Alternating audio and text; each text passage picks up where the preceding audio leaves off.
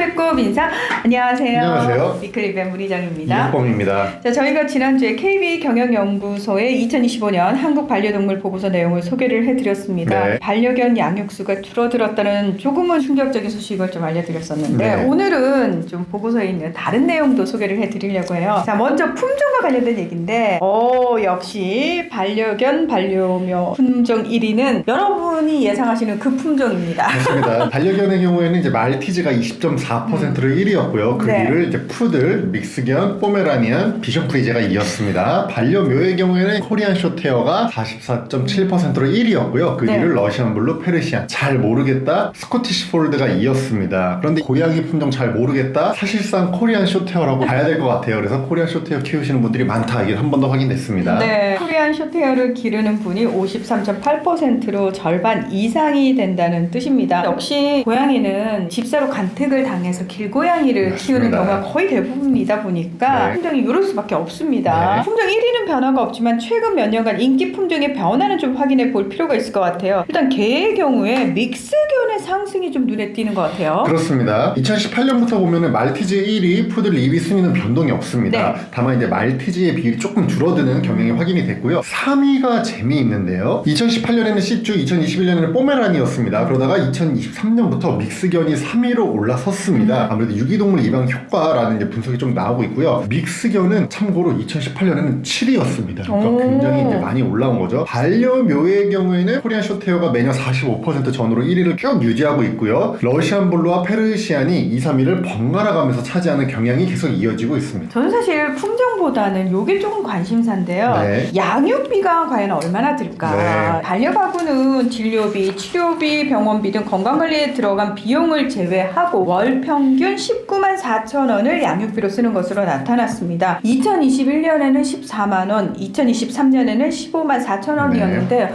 어쨌든 계속 증가하는 추세예요. 맞습니다. 그 중에서도 개, 고양이만 좀 따로 소개를 한번 해드리겠습니다. 반려견 가구는 월 평균 17만 8천 원을 지출해서 이전 조사보다 3만 원이 증가했고요. 반려견 한 마리당으로 이걸 환산을 하면은 매월 16만 1천 원을 지출해서 이전 조사 대비 2.6만 원이 늘었습니다. 반려묘 가구의 경우에는 월 평균 17.5만 원을 양육비로 지출하고 있는데요. 이게 이전 조사보다 3.9만 원 늘어난 수치입니다. 네. 그리고 반려묘 한 마리당으로 월 평균 양육비를 환산을 하면 14.2만 원을 지출해서 이전 조사 2023년 조사 대비 1.6만 원 늘었습니다. 이게 사실 반려인들 입장에서는 뭐 그래 나도 그 정도 쓰지라고 생각하실 것 같고 비반려인들은 생각보다 양육비가 하실 것 같은데 네. 왜냐면은 사실 이 아이들이 사료를 먹잖아요. 그러다 보니까 사료비가 35.1%로 가장 많이 차지할 수밖에 없고요. 네. 그 다음이 간식비 22.5% 2위였습니다. 먹는데 역시 제일 돈이 많이 쓰이죠. 지금 소개해드린 양육비는 다시 한번 말씀드리지만 병원비를 뺀 수치였거든요. 네. 자, 그러면 과연 병원비는 얼마나 쓰고 있을까? 2023년 이후 2년 만에 진행한 조사여서 그런지 최근 2년간 치료 목적으로 동물병원에 방문한 적이 있는지 방문했다면 그 병원비를 얼마나 썼는지를 물어봤습니다. 맞습니다. 최근 2년간 반려가구의 평균 동물병원비는 76만 3천 원이었습니다. 이제 월 평균으로 환산하면 이게 3.18만 원이거든요. 여기에는 2년 동안 동물병원을 한 번도 가지 않는 분들까지 다 포함되어 있습니다. 그래서 치료 목적으로 2년 안에 동물병원을 한 번이라도 간 보호자만 따로 분류해서 조사를 해보면요. 네. 2년간 평균 109.3만 원으로 월 평균 4.56만 원을 사용했습니다. 반려견, 반려묘로 구분해서 보면요. 반려견은 한 마리당 2년간 129만 8천 원. 그래서 월 평균